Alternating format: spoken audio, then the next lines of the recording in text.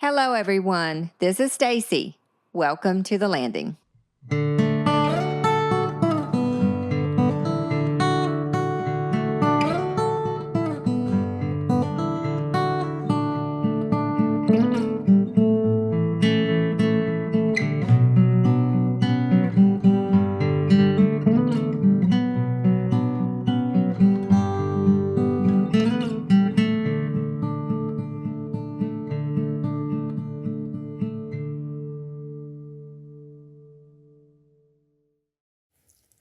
Today on the podcast, we are honored to welcome a true daughter of Down East, someone whose roots run deep in our salt air and sandy soil. A lifelong resident and beloved part of her community, she brings with her a wealth of knowledge about gardening, canning, and living close to the land. Whether she is tending her vegetables or preserving the harvest in mason jars, her hands are always busy with something beautiful and meaningful. And with Mother's Day right around the corner, it is only fitting we also celebrate her most cherished role, that of a devoted mother. So please join me in welcoming this special guest. Hello. Welcome everyone back to the landing. We've got a good one for you today, folks. This lady sitting across from me is somebody who I have aggravated to death to get her on here with me because she's so busy. But I wanted her to share some things with us and get a little bit of her story preserved for future Heritage Year. But I'm not even going to tell you who she is. If you know her, when you hear her voice, you're going to say, oh my goodness, it's good today. So if you will, tell us your name, who's your crowd, and where you are from. My name is Debbie Lawrence. Actually, it's Debbie Hancock Lawrence. I'm from Sea Level, born and raised. Been at Otway for almost 47 years. Wow. 47 years. Oh, that's crazy. Yeah. Okay. Yeah. Doesn't seem like that long. Yeah. So who's some of your folks? Well, the Hancocks over here from the island, and I'm looking at one right across this table from me. Yes, ma'am. Yeah. Yes, Yeah. ma'am. We're blessed, and we share a lot of the same memories and stories, I'm sure. But I can't wait to pick your brain a little bit because we're going to get into some stuff, some areas of food that I don't know a whole lot about. So you're going to have to teach me today. But Debbie, let's just jump right in to what we're talking about today. Of course, this month we're focusing on food and Down East traditions and such. So let's jump right in. Can you tell us a little bit about what growing up was like with food involved? Like, what kind of meals do you remember? What does it bring to mind? Well, living in Sea Level, I didn't have a Bojangles or a Burger King or anything like Right. that. Right. We had a lot of home cooked meals. I can remember we always had at least, you had one big meal a day. Had sandwiches, whatever, Mom worked, Dad worked, so once we got up big enough, we kind of took care of ourselves. I lived in a different era than what kids live in today. We didn't have iPads and cell phones and things like that. We entertained ourselves. Right. And we lived in a community where everybody knew everybody. And if something happened and say Mama and Daddy weren't there, we could always go to a neighbor or a friend and they were there to help. Right. It don't seem to be that way anymore because a lot of places and a lot of people, sadly, they don't even know who their neighbors are. Yeah, that's true. That's sad, but it is true. And when you say you had two siblings. Yes. I got an older sister, Sherry. She's 18 months older than I am. Wow. And I've got a twin brother. And I am actually 26 minutes older than he is. 26 minutes. So Buddy's the baby. Buddy's the baby. God bless. Now, did you all sit down and eat like around the table? Oh, yeah. Yeah, because we did. We don't now. We eat at the table, and it was a set time every day. When Mom or Dad got home and... Right. Yeah. And I don't know why, but like 4 o'clock is sticking in my mind that... Yep, we did. Now, there might have been some times when maybe Daddy had to work a little bit later and, supper came later. But it was a set time, and that's just the way it was, and that's the way it was for everybody. Yes. I mean, supper time came, you knew you had to be home. There was no question about it. And that's just the way it was. Yeah. And we ate earlier too when Daddy got home, so it was around 4:30. Right. And which is, now we eat later than that. 8 o'clock? Yeah, right. 7:30, 8 o'clock? Right, when it starts getting dark, so whatever time of year it Especially this time of year. is. Yes. Oh, yes. Which, I had some of the crowd over the other night, and we ate, and we didn't start eating until like 7:30, 7:45. But with the weather changing and the time change, you got more daylight. You've got more things you want to do. Oh, yeah. So yep, it's just later. It's later. And you're going to share with us in a little bit some of the things you're doing in the evenings. Was there a favorite meal? Was there a favorite recipe or meal that your mama would cook for you? Because I know I had one that if Mama would ever ask me, like around my birthday or something, what do you want? With Mama, Mama was just a straight cooker. Mama didn't do a lot of stew pots and things like that, whereas I get more into that. Yes. Mama did not do that. She was just a straight out the package, throw it in the pan, cook it, put the accessories with it, bam, there's supper. There's supper, right. Oh, that's interesting because you definitely do not do that. Wow, okay. Now, I can't wait, so I'm going to go to this. I have you here to tell us a little bit about gardening and canning because when I think about gardening and canning, I think of two people. Okay, Debbie, I think of you. And before you, of course, I think about Granddaddy. Yeah. With his garden. Yeah. So my question is, who or what are some of the influences? How did you get into gardening? Well, I was around gardening a lot because when we were all little, we stayed to the island, on weekends especially. We were to Harker's Island all the time to Grandmama's. Granddaddy always had a huge garden, or I called it a huge garden. It was to me because I was little. Right. And it was constantly, he was out there working in it on Saturdays. Didn't touch it on a Sunday. Nope. But he was there on Saturdays working on it. And because Granddaddy was still working to Cherry Point when I'm picturing this in my mind. And he worked night shift. So Saturdays he would work out in the garden. And I don't remember what all he did plant. I know he would do some green beans. Collards. Well, but the collards in season. I remember he had the huge collards. Huge collards. Yeah. He I can see I get off track because I can see him in my mind. Yeah, working in the garden now. Me too, with his khaki pants. And with that khaki pants on. Yep. And with a sprinkler. Yes. And it's the fan type sprinkler. Yes. Remember? I do would go remember from your left that. to your right. Yep. Left to right. I'd forgotten that, but yeah. Yeah. Yeah. So any other gardens that you remember? Were there any like neighborhood ones or?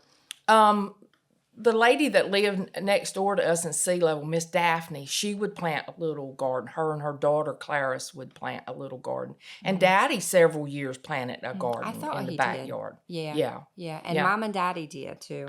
And I can remember he would plant onions, and when it would come time to harvest the onions, he'd take them and tie strings, put them in bunches, tie strings around, and would take them out in the shop and hang them over the rafters in his shop out back. And when we would go out there to get the onions, of course, they would be hung from the rafters. And his shop was made out of old timbers that come from the Harker's Island wooden bridge. before they replaced it the first time. Oh, wow. So you could see the rock and the paint Uh-huh. is still in the building today. Oh, wow. Yeah. Wow. So now what was that just kept them from spoiling? That would keep them from spoiling. Yeah. Oh, wow. So Mama would say, I need some onions. So one of us would have to go out there and get some onions. Oh, wow. Yeah. That's cool. That's neat. When did you decide, okay, I'm going to plant me a plot here? Well, as far as the garden goes, it's not only me. I have some help. Yes. Have to have help. Yes. Brownie helps.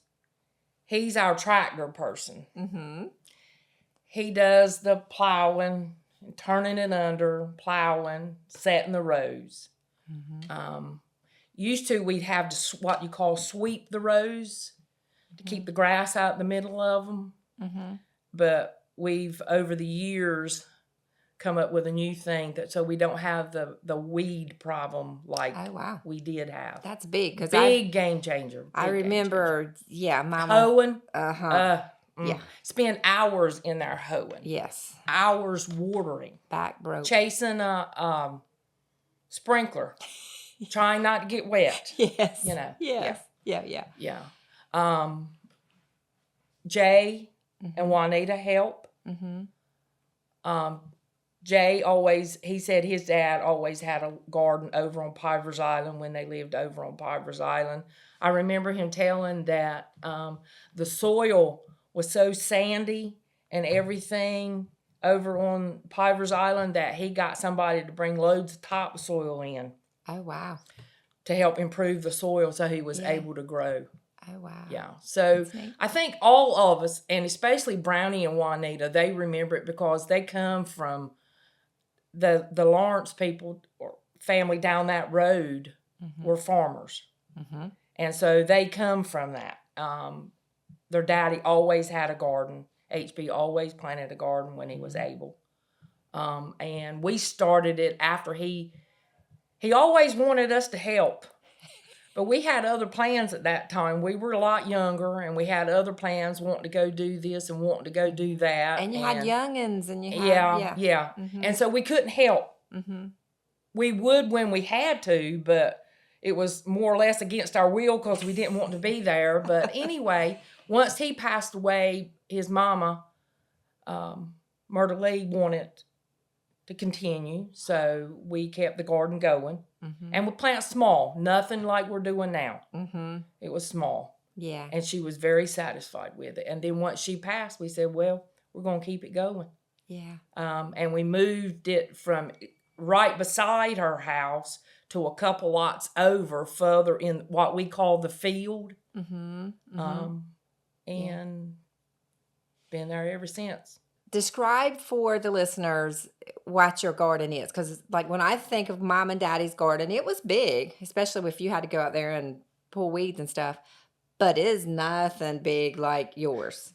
So tell us a little bit what you all have got going on. Well, we have, this year, we did cut it back a little bit. We have 9 rows that are 100-foot long. Now, 100-foot long row is very daunting when you sit at the beginning of it and you've got to go all the way to the end of it, especially when you're picking. Yes. You know. Oh, yes. It's like this row is getting longer. It's not ending. Yes. But yeah, we have 9 rows. We plant basically the same thing every year. We do shift it around. I was going to ask that. We do shift it around so it's not the same planting in the same area every year. So what are some of the things that y'all have planted? Well, right now we have May peas, which we'll have peas probably in about, we've got buds now, we got flowers. Wow. So I'm going to say 2 to 3 weeks. Oh, wow. We'll have peas. We've got peas, potatoes, lettuce, onions, green beans, okra, bell pepper, tomatoes, squash. We've got cucumbers, cantaloupe, watermelon. Wow. We do a lot of canning. Yes. We do a lot of canning. Okay. And that's the reason why we have our favorites. So that's one reason why we have, like, the green beans. Right. That's one reason why we have so many green beans. So you can your green beans? Yes. Yes. Did you teach yourself how to can? How did that come about? Actually, well, Grandmama Louise used to can. Yep. And I remember her canning, but I was littler. Yep. And she had a pressure canner. Yep. It scared me. And back then, I don't know if it was the canners or the operators or what. Or mixture. Yeah. But sometimes she would have little accidents with them. And she really would just kind of shoo us away. Yeah, that's what I remember. She really remember. didn't want us around it when she was... Get out of the kitchen. Yeah, get out of the kitchen. The canner's going, Yeah. you know. Yeah. I don't use... I have used a pressure canner, and I do use a pressure canner, but mostly I water bathe. Okay. Because truthfully, I think that's why I feared them still, is because Grandmama, like, she would threaten, not in Granny Louise's way, don't you come in this kitchen. And you knew not to. Right. But it was because of the canner, so it had to be bad. So you water bathe. So there's very few things that I enjoy any better than when you start posting your pictures. Because when you say canning, you're like 30 and 50 jars deep in this stuff. So what's your favorite thing to can? Is that hard to say? It's hard to say, but the one staple that we really, really like is the green beans. That's why we've got 4 rows. Now, I've never had canned green beans like that. So what's the? It's just we like a flat green bean, which most people refer to as an Italian. We like those, and we just, it's so easy. You just open that jar, throw them in the pot, and put some little bit of seasoning and stuff in them, and they're done. Yeah. So, like, guessing here, how many jars of green beans will you put up? When I'll put it this way, when I'm cooking for the family, and when I say the family, I mean the Lawrence clan. And it runs usually 17 to 20 people. I'll put 3 quarts, at least 3 quarts. Wow. So that puts a hurting on them fast. Yes. So when you're cooking for that many people. Yes. Yeah. Oh my goodness gracious. Now, you brought with you a couple of jars for me to see, and I'm staring at them. You've got a lot of tomatoes cooked. What are the different ways that you can? Well, those right now, the ones I brought you the diced tomatoes. And they are so good about having to go, like, in different soups, chilies, spaghetti sauce. It's just a little extra something to put in it to give a little bit more texture in your sauces and everything. Right. We do that. I do whole tomatoes. Yeah. Because sometime in my soup I want whole tomatoes. So do you skin them and stuff before? Yeah. You blanch them. Okay. Just drop them in some hot water for just a minute or so in a boiling hot water. Well, actually, what you do, you score the bottom of them.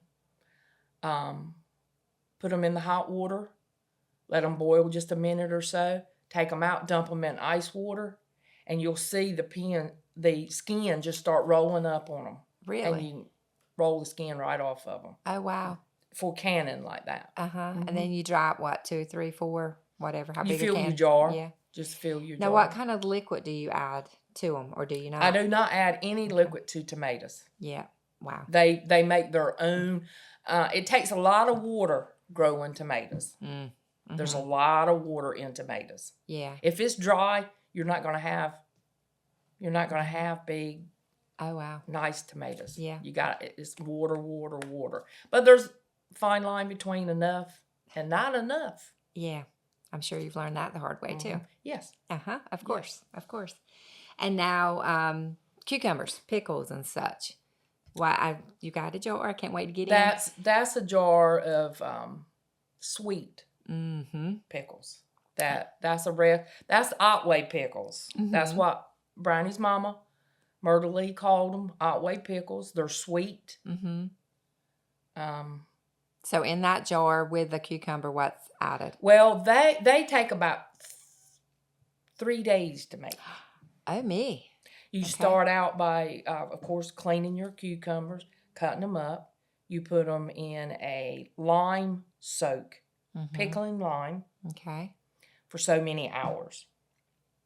Take them out of that, rinse them, put them in a pickling salt soak for so many hours. Then you have to put them in just a freshwater soak for so many hours. And then comes the cooking. And you have to put a lot of sugar, your pickling seasoning, and water, and just start cooking. Wow. And you jar them while they're hot. Okay. And you put them in your water bather. Yeah. The one thing you need to remember about a water bather, which I've got a big canner, that I use. But you can turn any big pot that you've got into a canner. Really? Yes.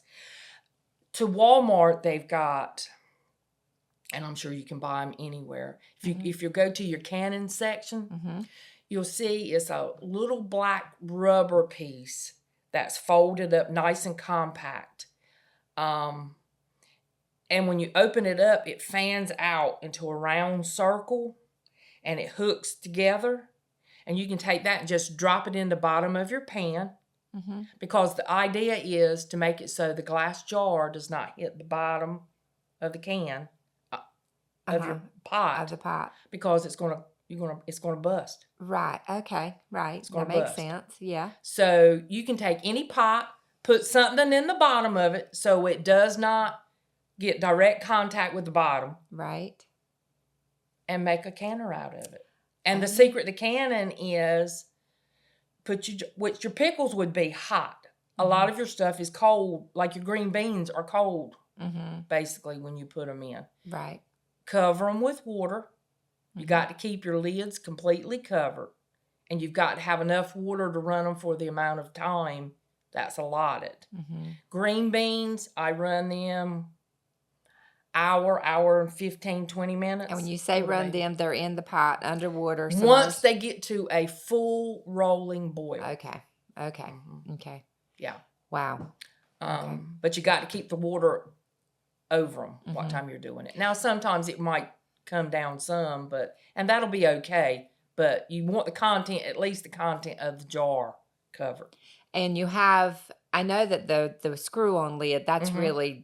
Do you boil them with that on, or just Yeah. Okay. You put your the flat lid down, and you put your ring, what's called a ring around it, and just till it's tightened by hand, not too tight, because if you put it too tight, once it starts building pressure up in, you're going to have problems because your lid's going to fail. Oh wow! It's going to pop and get distorted, and it's going to look like. You've done that before, I can tell. Yeah. Yeah.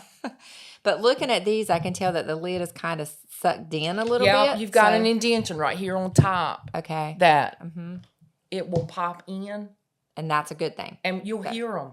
That's a favorite thing of mine. Once I unload the canner and I've got them on the counter, and I'll be cleaning up directly, I'll hear ping. A little bit later, ping, ping. And you know that those lids are popping.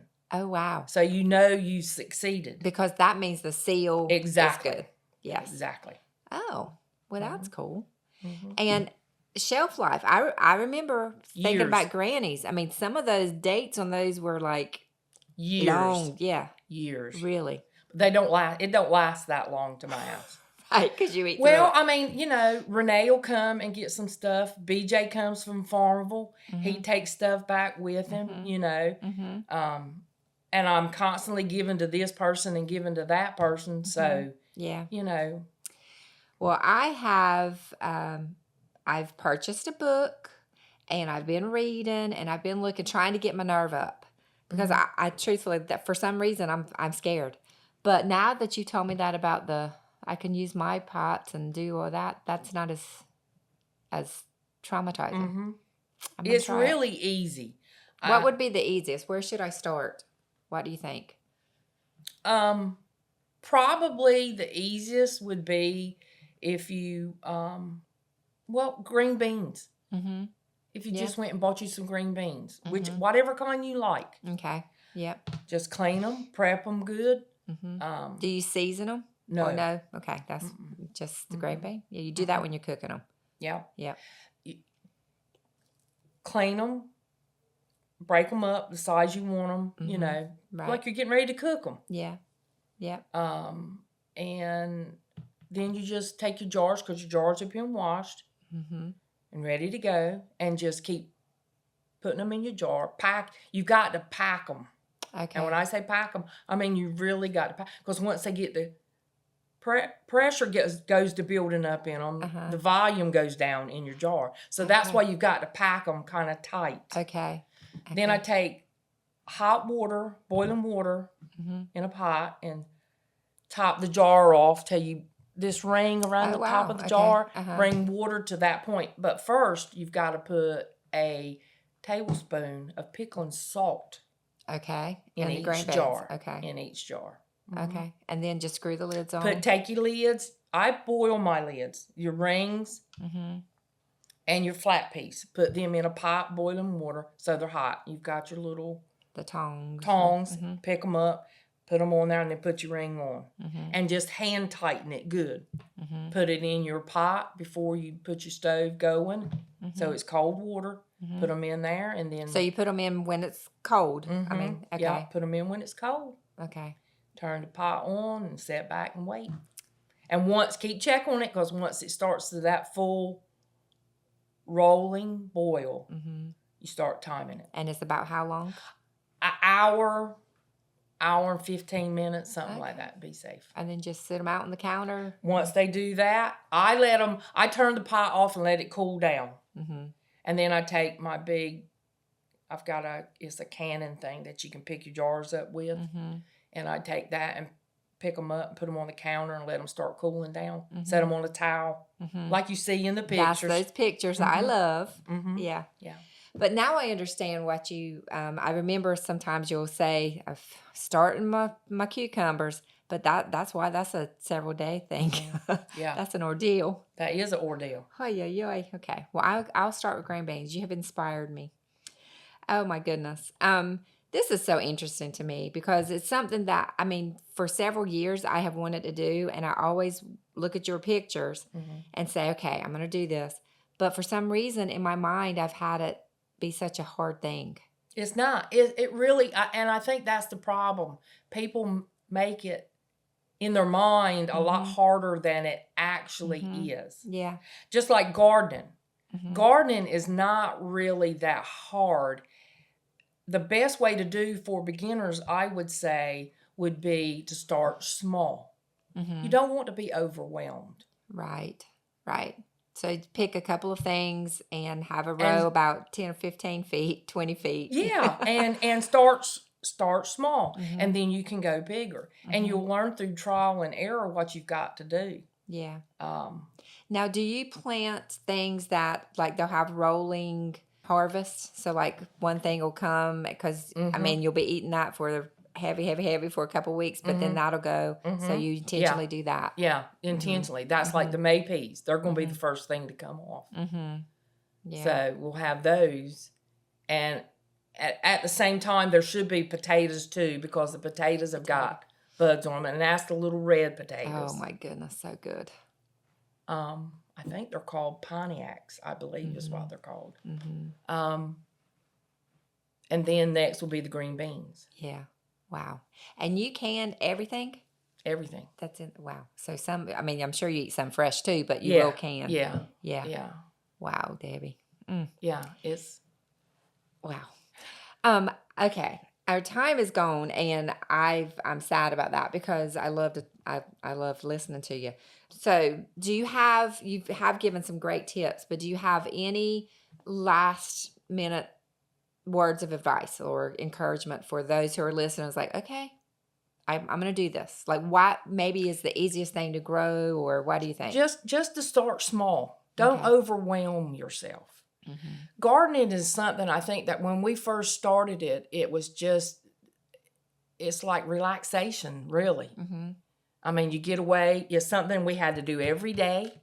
Right. But we've done it enough now where we've tweaked it a little bit.